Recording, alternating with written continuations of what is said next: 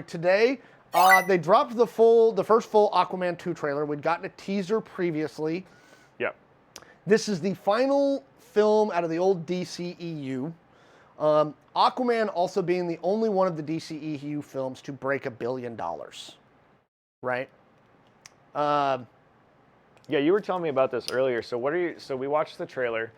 I mean, like, for me, looks Black fun. Manta's back. Yeah, Black Manta's back. Looks like a lot of fun. But so as somebody who's probably a little more versed on like the comic book film side of things, let me know, what are your thoughts on this? I want, again, everybody knows my position is root for everybody's success, right? I want these movies to be successful. Absolutely. I am, and again, Aquaman 1 was the one. It was a banger for DC. It was the most popular film. Yeah. Great breakout for Momoa. I think that I'm worried that nobody's going to care. Right now, because of what's happening with the writer strike? No, or because it's like the second movie. Because the DCEU's done. Okay. Right? We know that People James are kind Gunn... of tuned out at this point. Yep. We know that James Gunn and Peter Safran are restarting the DC universe. We know they're doing different stuff. I think that people are going to tune out. The thing that this has got going for it is the highest movie watching weekend of the year is always Christmas. Okay. Right? And it's coming out in December, right? It's coming out December 20th. Oh, okay.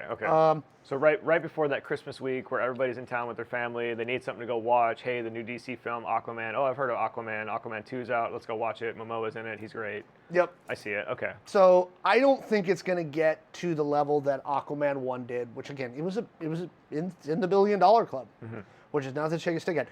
And like we were talking about in the pre-show, DC struggled. They couldn't even get Batman v Superman to $1 billion. Justice League didn't get $1 billion. None of those broke $1 billion. But Aquaman, of all the films, was the one to break $1 billion. Was the one to break $1 billion. And part of that, again, I think is Jason Momoa is such an affable character, like as a person. I think he's really good at promoting his movies. I think that people like him as a person. I know when I saw him in Dune, I thought he was great. Yeah, it was great in that. As Duncan Idaho. I genuinely, there was a part of me that wanted to get caught up on the Fast series just so I could watch the new one and what's going on, because he's going to be in it. Because he's in it, yeah. Again, the trailer looks really solid. I don't know if this movie's going to make any money. Yeah, it did. So the trailer gave me the vibes of like what we had discussed in the pre-show of like what I coin as the middle movie syndrome. Yeah, why don't you explain more of that? So like oftentimes what you'll see with these like movies, let's take Iron Man for example, right? Like, Iron Man 1, fantastic film for what it was worth at the time, getting the ball rolling on everything. Iron Man 2, I think it wasn't a dud, but it didn't move the needle the same way that Iron Man 1 did. And then Iron Man 3 delved into a lot of heavy topics, got really into Tony, got really into a lot of other things, and they had more room to explore because things were set up in the background a bit more. But that second film didn't quite hit. And this happens a lot with, movies that are, 3, 4, 5 long or whatever. It's that second one. The middle movie syndrome to me is always, they did really well in the first one. They've got to do something in the second one to make the third one essentially happen. So nothing in the second one is going to be as grand as what will happen in the first or the third, because you have come off the main stage and you're setting up the big stage for the third movie. Is usually what happens with these films. So the second one doesn't have the same, deep level of writing, moving of plot, like all these various things. As we saw, Black Manta is back. So that's kind of like, all right, we're already rehashing a villain. So I got a lot of this like middle movie syndrome from this trailer. Not that it looks bad in any way, it's just you can tell they're setting up something bigger down the road, even though this is the end of this sort of like group of filmmakers. Yeah, being at the helm of this. And this was the last film that was greenlit under the old regime before Discovery purchased Warner Brothers, right? And before David Zaslav went in there and was like, "And I'm firing everyone," ding, right? And he puts James Gunn and Peter Safran in charge of DC. But these movies, and you got to understand, like when movies get greenlit, it takes years to make these movies, like years and years and years and years. Oh yeah. So it's once they actually greenlight it and they start going, it's hard to stop the train, right? So they're just kind of going to keep going. Yep. So I definitely understand why they're putting this out. I understand, it's a thing.